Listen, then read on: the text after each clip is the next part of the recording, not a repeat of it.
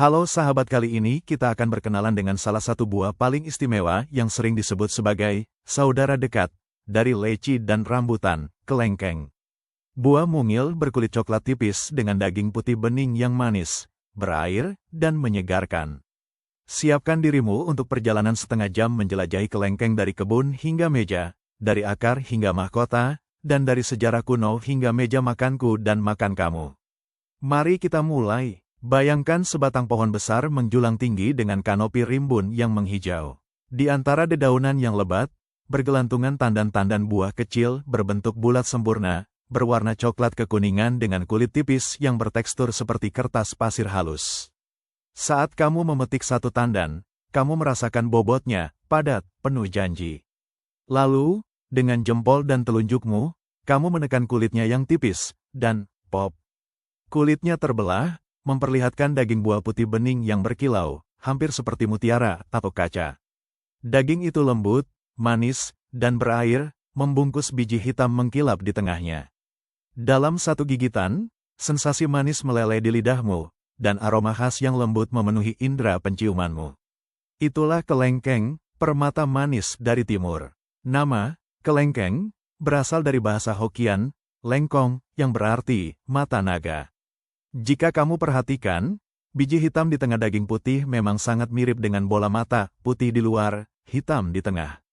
Inilah mengapa kelengkeng juga dikenal di berbagai belahan dunia dengan nama Dragon's Eye atau mata naga. Di Tiongkok, buah ini sangat dihormati dan memiliki tempat istimewa dalam budaya dan pengobatan tradisional selama lebih dari 2000 tahun. Di Indonesia, kelengkeng tumbuh subur di berbagai daerah, dari Sumatera, Jawa, Kalimantan, hingga Sulawesi. Beberapa varietas unggul bahkan menjadi kebanggaan lokal, seperti kelengkeng itoh dari Pasuruan, kelengkeng kristal dari Banyuwangi, dan kelengkeng pimpong yang populer di berbagai kota. Mari kita telusuri sejarah panjang kelengkeng.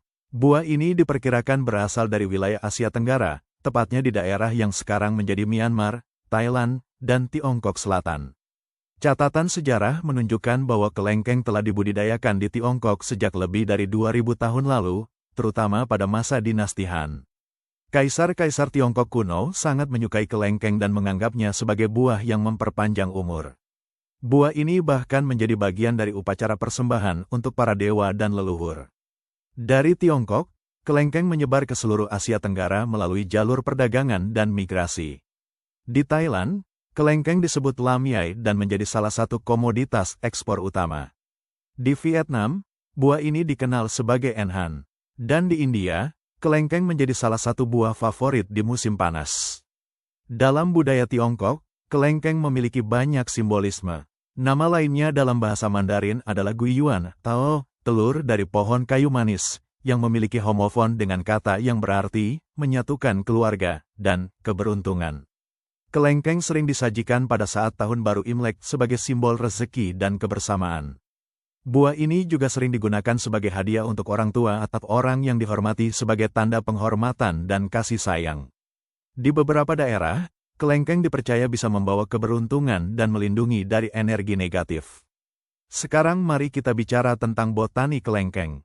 Pohon kelengkeng, yang memiliki nama ilmiah Democarpus longan, adalah tanaman tahunan yang bisa tumbuh hingga ketinggian 10 hingga 20 meter. Daunnya majemuk, berwarna hijau tua mengkilap, dengan anak daun berbentuk lonjong. Bunga kelengkeng kecil-kecil berwarna putih kekuningan, beraroma harum, dan tumbuh dalam malai di ujung cabang. Buah kelengkeng tumbuh dalam tandan, dan satu tandan bisa berisi puluhan hingga ratusan buah. Musim berbuah biasanya terjadi 1 atau 2 kali dalam setahun, tergantung pada iklim dan varietas. Di Indonesia, kelengkeng berbunga pada awal musim hujan dan mulai berbuah sekitar 4-5 bulan kemudian. Proses dari bunga menjadi buah memakan waktu yang panjang, dan dibutuhkan kesabaran yang besar bagi para petani untuk menunggu saat panen. Saat buah masih muda, warnanya hijau dan rasanya sangat asam. Perlahan, seiring waktu, kulitnya berubah menjadi coklat kekuningan dan dagingnya mengisi, menjadi lebih manis dan berair. Panen kelengkeng biasanya dilakukan dengan menggunakan gala panjang yang ujungnya dilengkapi pisau atau gunting, karena pohonnya tinggi dan rantingnya rapuh. Bisa dibayangkan, para petani dengan lincah memanjat dan menyeimbangkan diri di antara cabang-cabang tinggi, berusaha memetik tandan-tandan matang yang tersembunyi di balik dedaunan. Ada beberapa varietas kelengkeng yang terkenal di dunia dan di Indonesia. Kelengkeng kristal, misalnya, dikenal dengan dagingnya yang tebal, renyah, dan sangat manis, dengan biji yang kecil. Kelengkeng ito, yang berasal dari Pasuruan, memiliki buah yang besar dan daging yang lebat dengan rasa manis yang kuat. Kelengkeng pimpong, yang belakangan sangat populer, dinamakan demikian karena ukuran buahnya yang sebesar bola pimpong. Di samping varietas lokal, ada juga kelengkeng Diamond River yang berasal dari Thailand, dan kelengkeng Chompo yang berwarna merah muda. Manfaat kesehatan kelengkeng sungguh luar biasa. Dalam pengobatan tradisional Tiongkok, kelengkeng, terutama yang dikeringkan, digunakan untuk memperkuat limpa dan ginjal, menenangkan saraf, dan meningkatkan vitalitas. Kelengkeng kering, yang dikenal sebagai longan arilus, sering direbus menjadi teh atau ditambahkan ke dalam sup herbal bersama gula batu, jahe, dan kurma. Minuman ini dipercaya bisa menghangatkan tubuh, mengurangi stres, meningkatkan kualitas tidur, dan memulihkan energi setelah sakit. Dari sisi ilmiah, kelengkeng mengandung berbagai nutrisi penting yang bermanfaat bagi tubuhmu. Kelengkeng segar adalah sumber vitamin C yang baik, sekitar 80-100 gram kelengkeng sudah bisa memenuhi sekitar 20-30% kebutuhan vitamin C harianmu. Vitamin C ini memperkuat sistem kekebalan tubuh, membantu penyerapan zat besi dari makanan, dan menjaga kesehatan kulit agar tetap kenyal dan bercahaya. Kelengkeng juga mengandung vitamin B kompleks, terutama B1, tiamin, dan B2, riboflavin, yang penting untuk metabolisme energi dan fungsi saraf. Kandungan mineral pada kelengkeng juga patut diperhatikan. Buah ini kaya akan kalium, yang membantu menjaga tekanan darah tetap stabil, mengatur keseimbangan cairan dalam tubuh, dan mendukung fungsi jantung yang sehat. Ada juga magnesium yang baik untuk otot dan tulang, serta zat besi yang mencegah anemia. Serat dalam kelengkeng membantu melancarkan pencernaan dan menjaga kesehatan ususmu. Tak ketinggalan, kelengkeng juga mengandung polifenol dan flavonoid, antioksidan alami yang melindungi sel-sel tubuhmu dari kerusakan akibat radikal bebas yang bisa menyebabkan penuaan dini dan berbagai penyakit kronis. Salah satu senyawa paling menarik dalam kelengkeng adalah asam galat dan korilagin, yang dalam penelitian laboratorium menunjukkan aktivitas antiinflamasi dan antimikroba. Beberapa studi bahkan meneliti potensi kelengkeng dalam membantu melindungi sel-sel otak dari stres oksidatif, yang berarti kelengkeng mungkin bermanfaat untuk menjaga kesehatan kognitif dan mencegah penurunan daya ingat seiring bertambahnya usia. Ini sejalan dengan kepercayaan tradisional Tiongkok bahwa kelengkeng adalah buah yang mencerdaskan dan menenangkan. Tapi tentu saja, meskipun kelengkeng sangat manis dan lezat, kamu perlu mengonsumsinya dengan bijak. Karena kandungan gulanya cukup tinggi, sekitar 15-20 gram gula per 100 gram buah, kelengkeng termasuk buah dengan indeks glikemik yang sedang hingga tinggi. Ini berarti penderita diabetes atau kamu yang sedang menjaga kadar gula darah perlu membatasi porsinya. Nikmatilah kelengkeng sebagai camilan, bukan sebagai makanan utama, dan pastikan untuk tetap menjaga keseimbangan dengan makanan sehat lainnya. Di dapur, kelengkeng adalah bahan yang sangat serbaguna. Kelengkeng segar paling nikmat dimakan langsung, dicuci bersih, dikupas, dan dinikmati satu persatu. Rasa manisnya yang alami sangat memanjakan lidah. Namun, kamu juga bisa mengolah kelengkeng menjadi berbagai hidangan. Kelengkeng segar bisa dicampur ke dalam salad buah bersama dengan semangka, melon, dan nanas, atau disajikan dengan es krim vanila untuk hidangan penutup yang elegan. Jus kelengkeng yang dingin dan manis adalah minuman yang sempurna untuk sore hari yang terik. Kamu juga bisa menambahkan kelengkeng segar ke dalam puding, agar-agar, atau sebagai topping untuk pancake dan yogurt. Yang tak kalah populer adalah kelengkeng kering. Kelengkeng kering memiliki rasa yang lebih manis dan pekat, dengan tekstur yang kenyal. Di Tiongkok dan Asia Tenggara, kelengkeng kering sering dimasak dalam sup manis bersama gula batu, jahe, dan kadang-kadang ditambahkan telur atau agar-agar. Minuman ini disebut longan tea atau gula cha dan sangat populer sebagai minuman penghangat tubuh di malam hari. Sup kelengkeng kering juga sering disajikan pada acara-acara khusus seperti pernikahan atau perayaan Imlek, sebagai simbol kebahagiaan dan kemakmuran. Di Indonesia, kelengkeng kering sering digunakan sebagai campuran kolak atau bubur sumsum. Ada juga olahan kelengkeng menjadi manisan, diasinkan atau digula, yang tahan lama dan menjadi camilan khas di berbagai daerah. Di Thailand, ada lam yai tua atau kelengkeng kering yang sangat terkenal dan sering menjadi oleh-oleh khas. Di Vietnam, kelengkeng kering sering disajikan sebagai teh herbal bersama gula batu. Proses pengeringan kelengkeng bisa dilakukan dengan sinar matahari langsung selama beberapa hari, atau dengan menggunakan oven pengering modern. Hasilnya adalah camilan manis alami yang tidak memerlukan tambahan gula, sehat dan lezat. Kini, mari kita bicara tentang budidaya kelengkeng. Menanam kelengkeng sebenarnya tidak terlalu sulit, pohonnya cukup kuat dan bisa beradaptasi dengan berbagai jenis tanah, asalkan drainasenya baik dan mendapat sinar matahari yang cukup. Di Indonesia, kelengkeng paling cocok ditanam di dataran rendah hingga menengah, dengan ketinggian antara 0 hingga 800 meter di atas permukaan laut. Tanaman ini tidak terlalu suka genangan air, jadi tanah perlu dibuat sedikit gembur dan diberi sistem irigasi yang baik. Perawatan kelengkeng meliputi pemupukan rutin, pemangkasan cabang-cabang yang tidak produktif, dan pengendalian hama.